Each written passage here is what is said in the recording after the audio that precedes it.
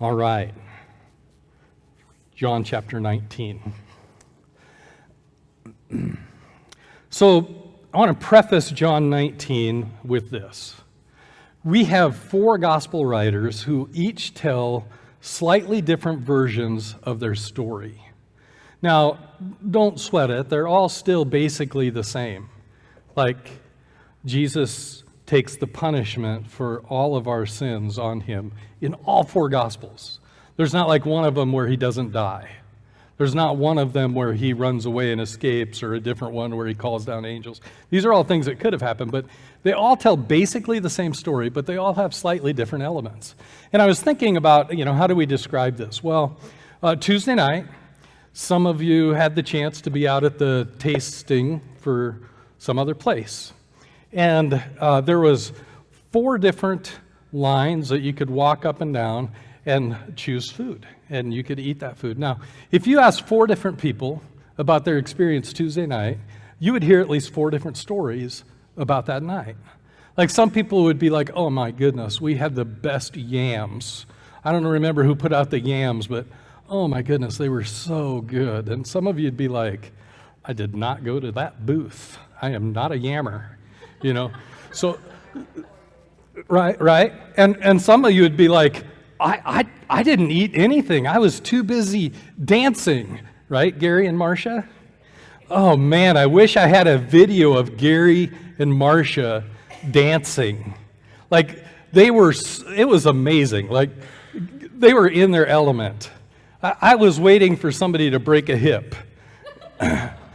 From falling over laughing at them. It was just so much fun watching them, and it was so crowded. But,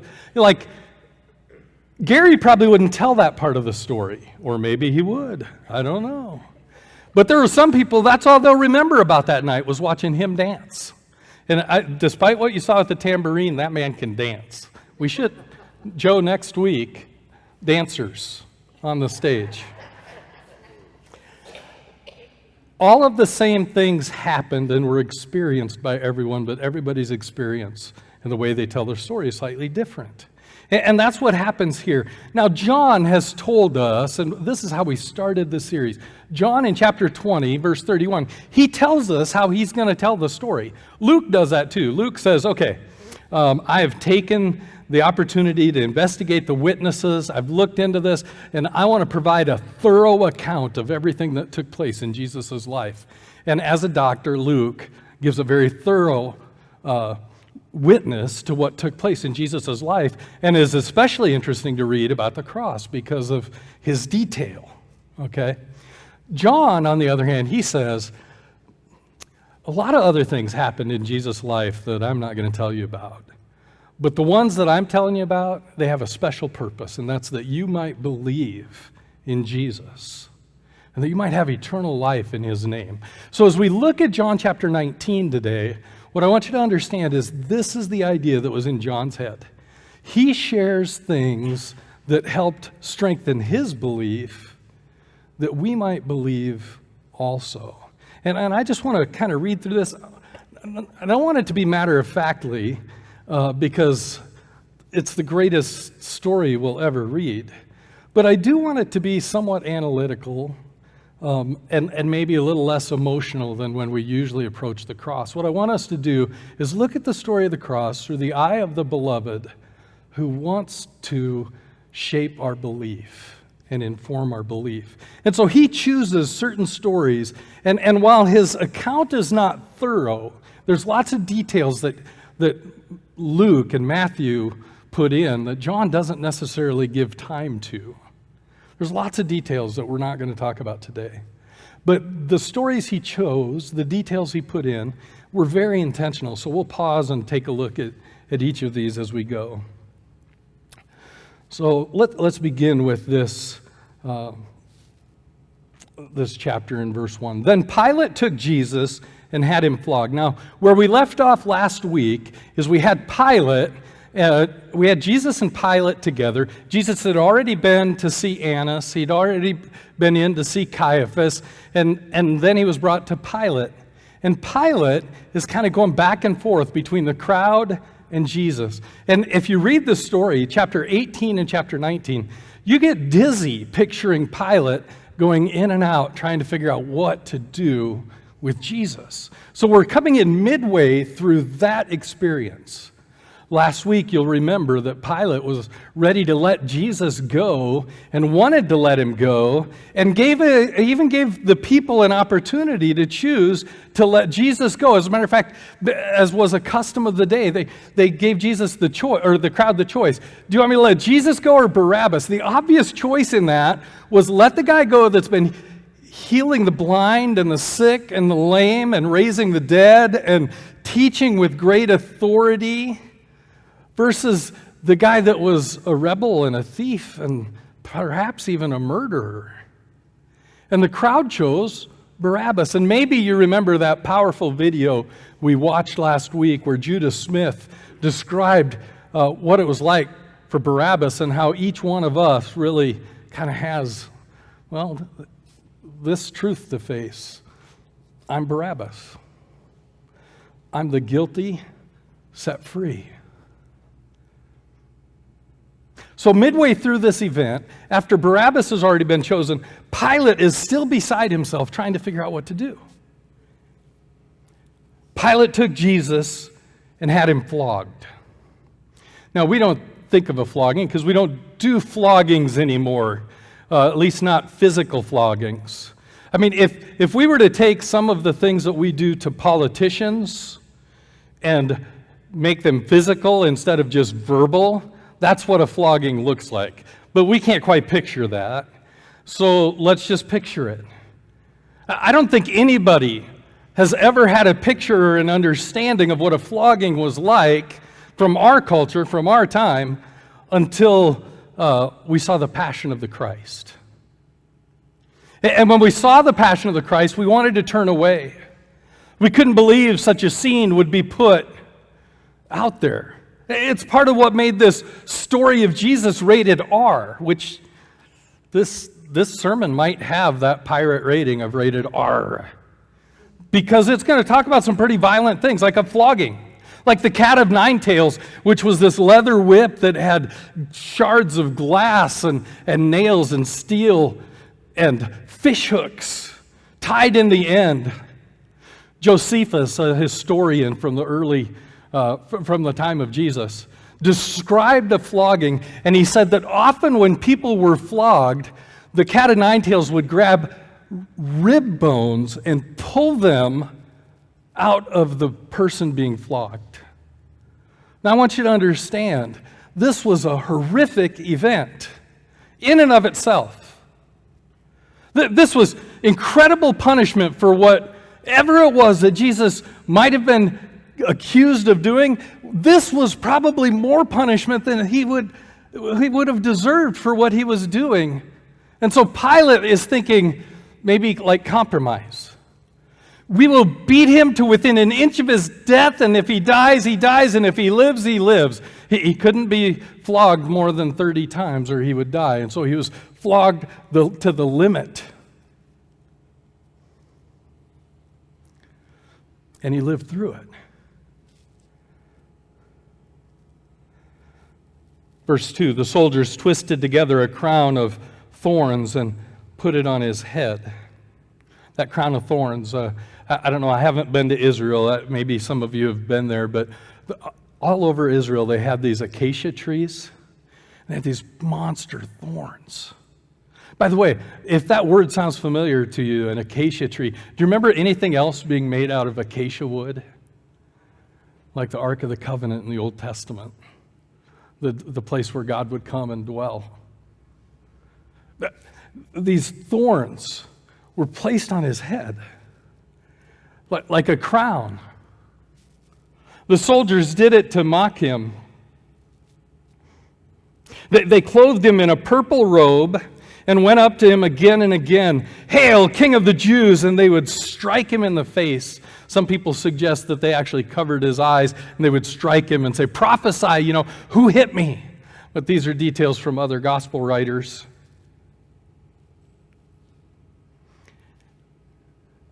Once more, Pilate came out and said to the Jews, Look, I am bringing him out to you to let you know that I find no basis for a charge against him.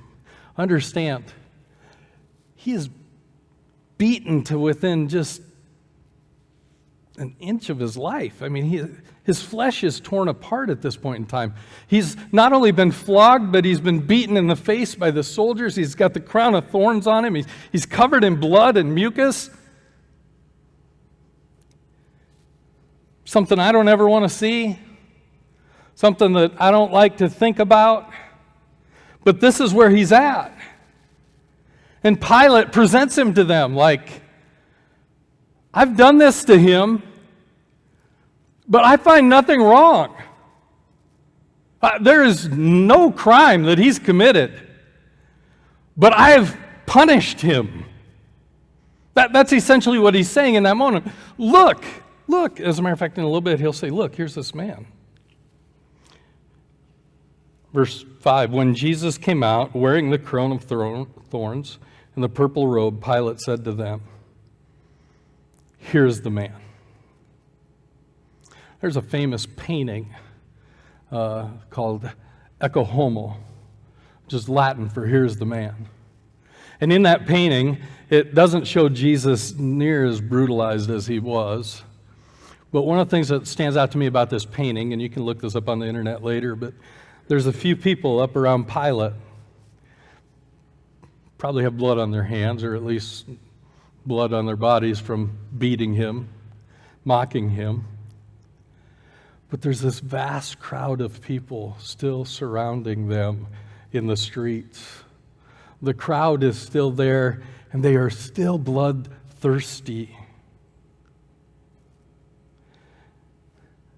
Pilate says, here's this man. He did nothing wrong. I can't find any charges to bring against him.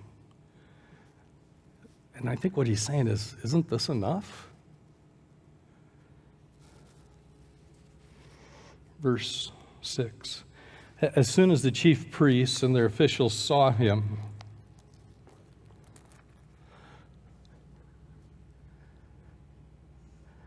they yelled, crucify.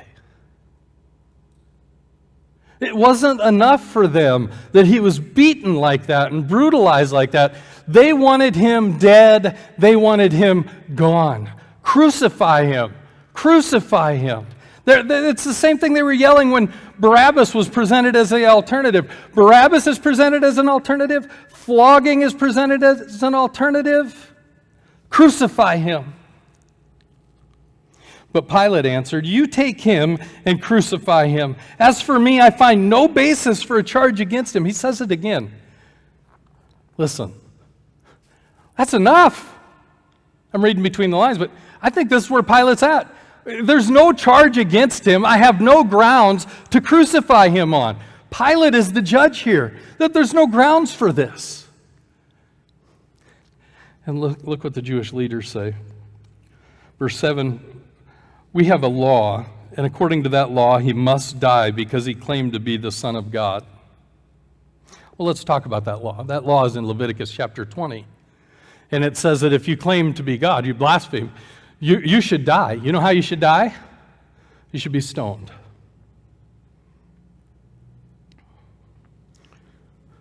But they wanted him crucified. Like at this point, they could have yelled, stone him, stone him. That was what the law asked for. You know why they wanted him crucified?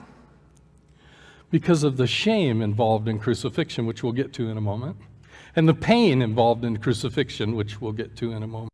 The public humiliation. Stoning is quick, and it's over fast. The crucifixion takes a while, and it's very public.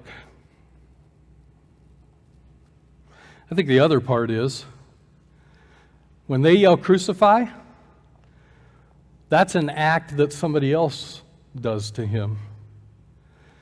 But a stoning meant that they had to get their hands dirty. They had to be involved in it. Crucify him. Verse 8, when Pilate heard this, he was even more afraid. This is John's impression of Pilate, that he was scared. I painted this picture like he's confused. Is it the crowd wants this, and I talk to this guy, and he just doesn't seem that bad. I don't find a charge to hold against him, and the crowd wants him to be crucified, and they just said that he claims to be the Son of God, and John says he's afraid. Well, what did he have to be afraid of? So he goes back in and he talks to Jesus. Where do you come from, he asked. But Jesus gave him no answer. Do you refuse to speak to me, Pilate says? Don't you realize I have power either to free you or to crucify you? One of the commentaries that I was reading on this, he talked about it this way. In this event, Jesus is treating Pilate as an equal, where Pilate thinks of himself as in authority over Jesus.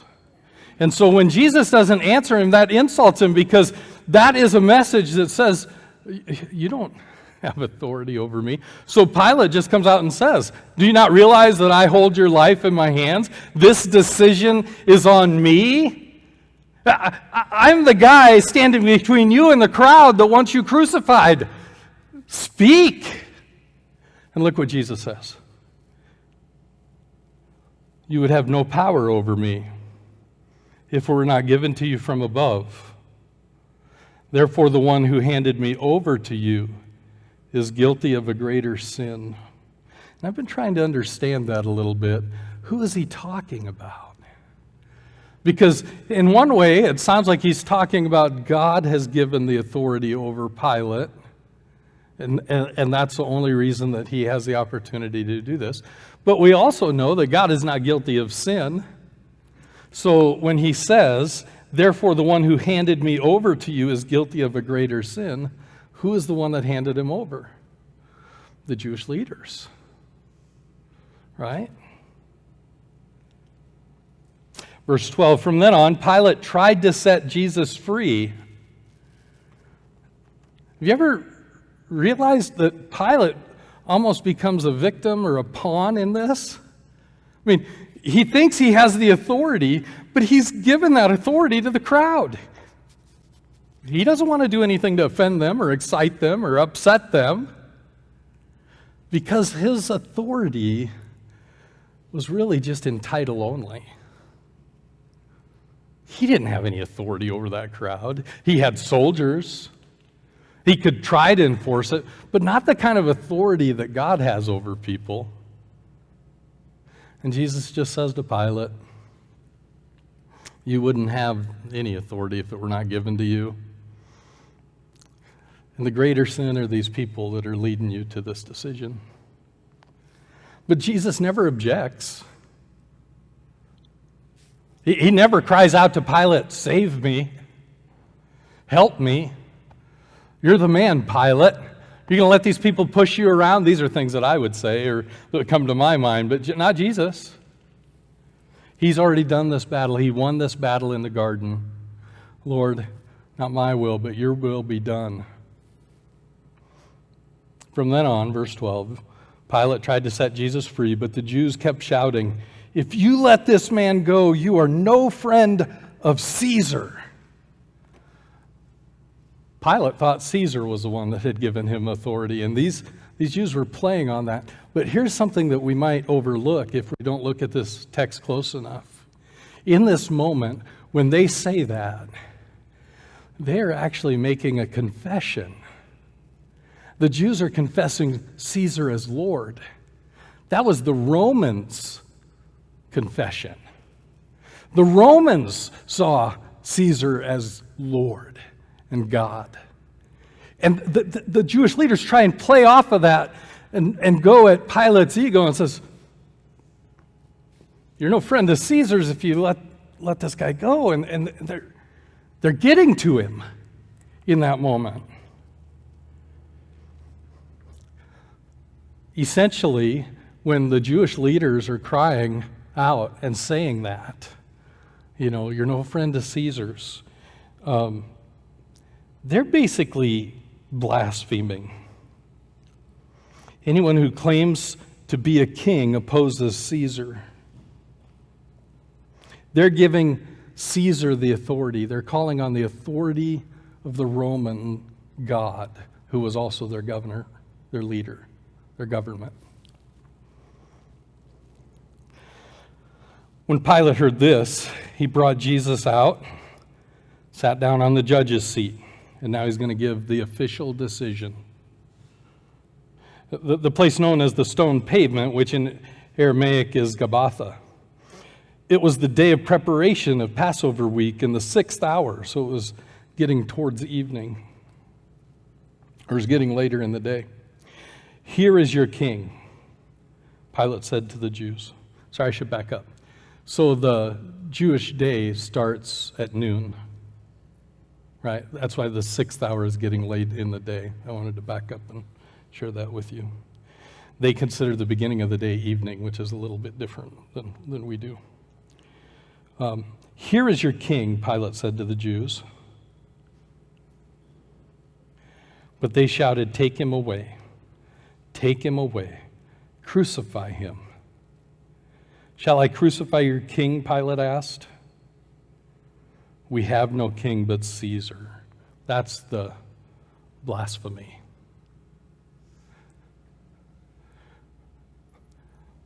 I wonder how Herod felt about that. Do you know who Herod was?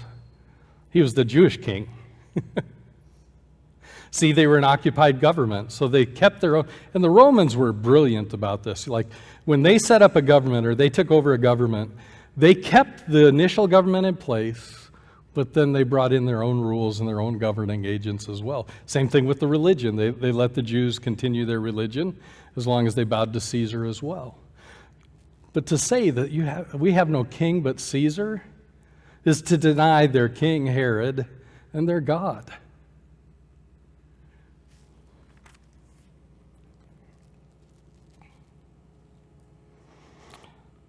It's interesting how Pilate works so hard to defend Jesus. You have to wonder what is going on in this guy's heart. But in the end, he finally says in verse 16, finally Pilate handed him over to them to be crucified.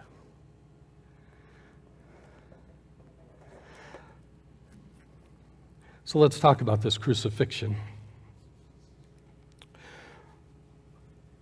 So the soldiers took charge of Jesus. By the way, these are the same soldiers, likely, that had arrested him in the garden. Do you remember John's version of that story? They come to the garden. Who is it you're looking for? They say, Jesus of Nazareth, and Jesus says, I am. And they all drop. I wonder which soldiers it was. Was it those soldiers? Was Malchus there, the guy whose ear had been cut off, and Jesus had put it back on? Is he one of the soldiers that takes charge of Jesus in this moment? I don't know if he was or not, but those soldiers had heard that story already. And yet they're still so bold and used in this story. Verse 17, carrying his own cross, he went out to the place of the skull, which in Aramaic is called Golgotha. And by cross, a lot of times we have this picture of Jesus carrying this cross, but actually it was probably just the wooden cross beam. They had the stakes in place already. He would have carried the cross beam up there. See, here's the thing about crucifixion. I think the people of that day would just be shocked to see the way that we dress. And of course, this is not a day where I can see anything from here, but I don't see any crosses that people are wearing around their neck or on their t-shirt. But like, in our environment, this would be like the electric chair on a t-shirt. This would be like lethal injection and all the tools on a t-shirt. Or if we carried tools of execution and wore them around our neck, it would be shocking. But that's what it was. The crucifixion was so brutal. There's a story there's an event that took place when Jesus was a young boy. There was a huge rebellion, and the Romans lined the roads of Jerusalem with crosses, with the rebels on the crosses. They say perhaps hundreds that were a part of that rebellion. So even as a young boy, Jesus would have witnessed. He knew what a crucifixion looked like. And here's the thing. It's not like we see, even in The Passion of the Christ, as good as Mel Gibson was at trying to portray some of those things in that movie. When it came to the crucifixion, everybody gets it wrong. Jesus is not put out way outside of town, up on this high mountaintop, overlooking the valley and far above, although that was amazing cinematography. Like the first time I saw, from the sky looking down on that event, or the camera that went in and out in that, it was amazing, but it's not accurate. Does it have to be accurate to be amazing? I don't know. It was amazing to me, but here's the thing. Crucifixion was meant to be personal. It was meant to be a time of great shame. And so the poles on the ground, Jesus wouldn't have been 30 feet in the air. He would have been at eye level. Maybe a couple feet off the ground so people could see better. And this was set up so that people would walk by and see this. It was humiliating. Usually you were crucified naked. Sometimes they would build a little seat on the cross because they wanted to extend the length of the crucifixion, and this would make it so that they'd put like a little bicycle, a little piece of wood, like imagine riding a bicycle seat, They'd put a little piece of wood out there so that you couldn't bend down, because when you'd bend down, you'd suffocate. When you bend down, you'd suffocate. You couldn't catch your breath, and you'd pull up to catch your breath again. Well, if you can breathe, you can live. And if you're alive, you endure the persecution longer. And so they'd put that seat there, but it was even worse than that. They would nail their privates to that seat so they couldn't raise up and pull themselves down at times. This was brutal. We have very few we have very little historical evidence of women being crucified. There were a few, but very few. And here's the thing. It was such a shameful, brutal process that women were crucified facing the cross so that people wouldn't have to see their faces in this event. And it was designed for the public to walk by, to spit on them, to be right there up close and personal. It changes the way you think about that event, and when the soldiers are literally right there at his feet. It changes the way you think about it when the guard, who later will say, surely this man was the Son of God, is looking him eye to eye. It changes the way we think about the shame of the event, because our Lord is naked and humiliated and humbled, not lifted up, but right here and personal. Crucifixion was shameful, it was personal, it was very painful. But here's the thing about it. We're barely into the story. It gets a couple of lines in John's story. He doesn't go into great detail. It almost sounds matter-of-factly. Here they crucified him, and with him 2 others, one on each side, and Jesus in the middle. That's it. Maybe a few lines from the next paragraph. But John didn't have to go into great detail. You know why? Because his readers knew and understood crucifixion. As a matter of fact, many of them had friends and relatives who had fallen victim to the same punishment for their faith. We think that John probably wrote this somewhere in the late 90s, the early, some people will take it out clear to 200. I don't think so. But 125, possibly, I doubt it. I think probably in the late 90s he writes his account. But the church is already starting to face persecution when he writes the gospel, when he writes Revelation, and when he writes gospel, when he tells this story. So he didn't have to give a lot of detail. These people knew what it was to be crucified.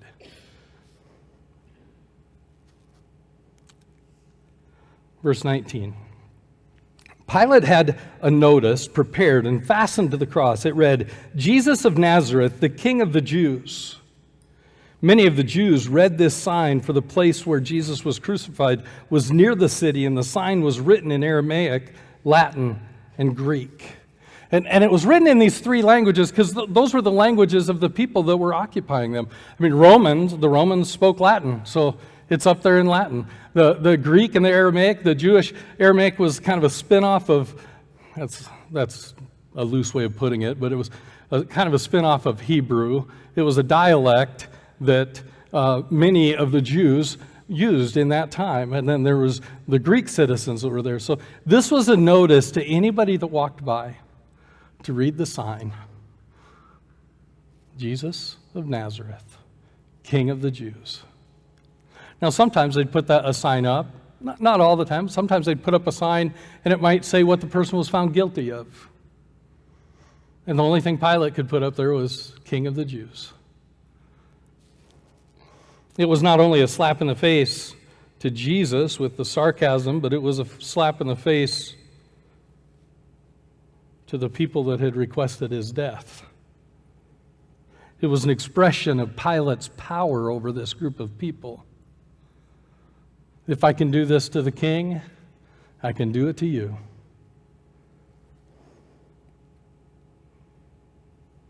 The people complain about it, of course. Many of the Jews read this sign, for the place where Jesus was crucified was near the city. The sign was written in Aramaic, Latin, and Greek.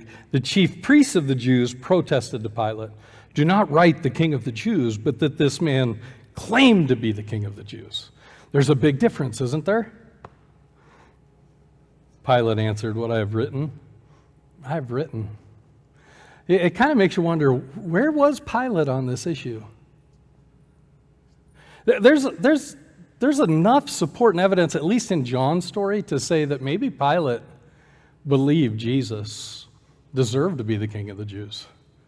Maybe he had heard enough stories and gathered enough evidence in this time that he knew that Jesus was a very important man. But what he didn't understand was that he was the Son of God, that he was Messiah. He had no background. Pilate had no background in the Jewish understanding of what they were expecting for a Messiah.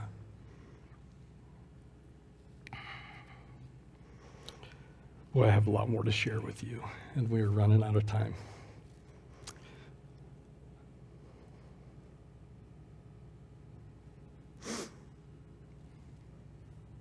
So the next scene, they divide Jesus' garments. Verse 23. When the soldiers crucified Jesus, they took his clothes, dividing them into 4 shares, one for each of them, with the undergarment remaining. This garment was seamless, woven in one piece from top to bottom. "Let's not tear it," they said to one another. "Let's decide by lot who will get it." This happened that the scripture might be fulfilled, which said, "They divided my garments among them and cast lots for my clothing." And so this is what the soldiers did. They didn't rip it apart. It was supposed to be part of their pay. They did the crucifixion. They got the remaining possessions. When you think about it, though, I think this might have been the only thing that Jesus possessed at this point in time that we know of, the clothes he was wearing. And they end up gambling for that little thing. But the important part of the story is it fulfilled a prophecy.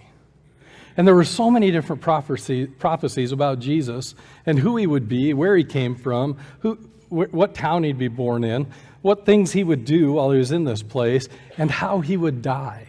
And that's what I want to focus on for the final part of this message. Let me get there fairly quickly. Verse 28.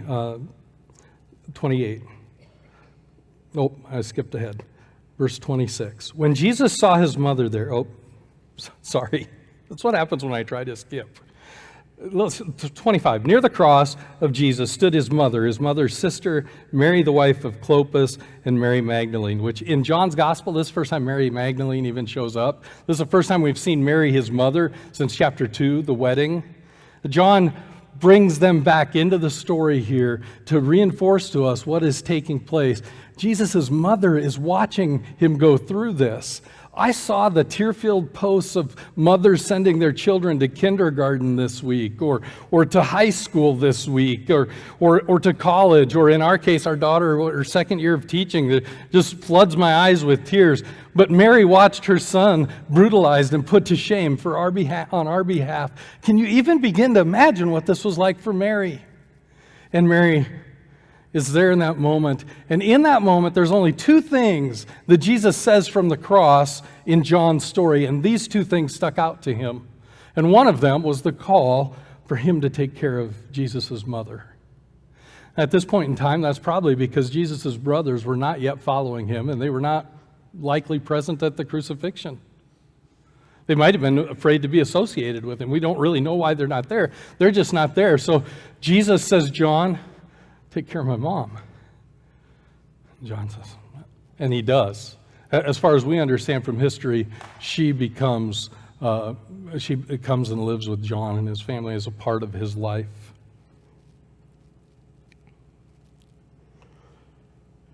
The next thing he says is, I'm thirsty. And so a jar of wine vinegar was there. So they soaked a sponge in it, and they lifted it up. They put the sponge on a stalk of hyssop plant, and they lifted it to Jesus' lips. And for us, we think, what is that about? Is that to numb the pain? Because wine can kind of do that a little bit. No, you're thinking of the wrong kind of wine. Totally misreading this story. Here's the thing. The soldiers carried sponges with them. It was part of their field kit. Because in that day, the sponge was toilet paper. So you went into a public restroom or a restroom in your home, there'd be a sponge there to clean yourself with. But when you're out on the field, like the soldiers, you have the sponge, but then how do you clean it? Because they discovered that, they didn't know what germs were at the time. They just knew that you got sick if you'd use your sponge and then not have any way to treat it. They didn't understand what that was about, but they found a way to treat it, and they would use this wine vinegar. They would actually carry it with them in their field kit. It was a very common use in their time. And so what they did was they took used toilet paper and put it up to Jesus in response to his thirst.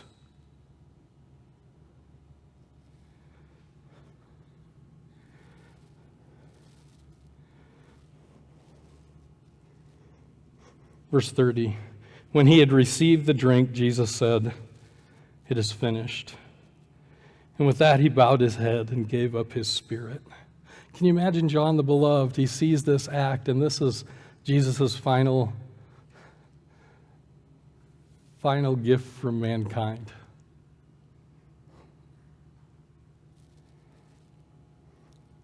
And what was finished? The crucifixion, that was finished. His life was over, yes, but what he says there is tetelestai, which doesn't just mean it's finished. It was also an accounting term. It meant paid in full. And so when Jesus cries out, it's like on the Dave Ramsey program and people get debt-free. I'm debt-free. Jesus cries out, you're debt-free. Your debt paid. It is paid in full. It is finished forever. I have paid the price for your sin in that one word, tetelestai. In many ways, it becomes a victory cry. It goes on to talk about how he's removed from the cross and buried. Before that, they pierce him with the spear. It's getting to be close to the end of the day, and it's getting close to Passover, and the Jews didn't want them up there during Passover. So the soldiers come to confirm the death, and in verses 31 to 37, that death is confirmed. The soldiers break the legs of the thieves on both sides. They come to Jesus, who's already dead, so they just pierce him with the sword. They didn't have to break his leg, but again, fulfilled a prophecy that his bone wouldn't be broken. They pierce him with the spear, and blood pours out, but so does water, which can only happen when a person is dead and the water sac around the heart bursts. So why do we tell this story, and why is it so important, and how does it help us believe, and what does it help us believe? We have to turn to the Old Testament to get a full picture of this. And this is what I want us to understand as we leave here today. From Isaiah chapter 53. I just want to read part of this amazing prophecy about Jesus' death. And I think in Isaiah 53, we find out why Jesus needed to go through this on our behalf and why we needed the death of Christ. In verse 5, it says, "But he was pierced for our transgressions. He was crushed for our iniquities. The punishment that brought us peace was upon him, and by his wounds we are healed." On the cross, Jesus met our greatest needs. First of all, the need for forgiveness. He was pierced for our transgressions, crushed for our sin, not his own. Pilate couldn't find anything wrong with him. He could find plenty wrong with me. Nothing wrong with Jesus. My sin is forgiven because of what Jesus did on the cross, what he went through. Second, the concept of a substitution. It was for our sin, our iniquity. He took our place on the cross. I belong there, not him. Barabbas belonged there, not him. Peter belonged there, not him. Judas belonged here, not him. But Jesus chose to take our place because sin required the payment and a penalty of death. There's a lot more for us to study about that. We'll talk more about that in the future. But the third thing that we needed from this moment, what we take away from the cross, is peace. The punishment that brought us peace was upon him. God reconciled us to himself through Jesus' death on the cross. And finally, healing. And by his wounds, we are healed. Did Pilate kill Jesus? No. Did the Jewish leaders kill Jesus? No. Did Barabbas kill Jesus? No. Judas kill Jesus? No. Jesus was chosen by God to die on our behalf. I like the way Joe B. Martin put it. He put it simply this way: the execution of God's Son was the execution of God's plan. From the garden, God knew he would pay the sin penalty for us. So the question I have left for us, and I think that we have to ask ourselves, is the question that John is leading us to ask, and that's simply this: do you believe that when Jesus died on the cross, it counted for you? It counted for your sin, for my sin. Do you believe that he did this for you? And I think most of us that are gathered here today would say, I believe that. Well, good. We're going to worship and celebrate with that as we leave today. But if you have not yet come to this understanding that this was for you, he took your punishment, my punishment, our punishment. Our debt is fully paid so that we can have eternal life. That's what matters today. The plan didn't end at the cross. The plan won't end at the empty tooth. The plan continues today here. There's a reason that you're here to hear this story on this day, and that reason is simply this: Jesus was crucified, that your debt would be paid. He took our punishment. So as we leave here today, let's stand and celebrate with that. It is finished. The debt is paid in full, and that counts for you too.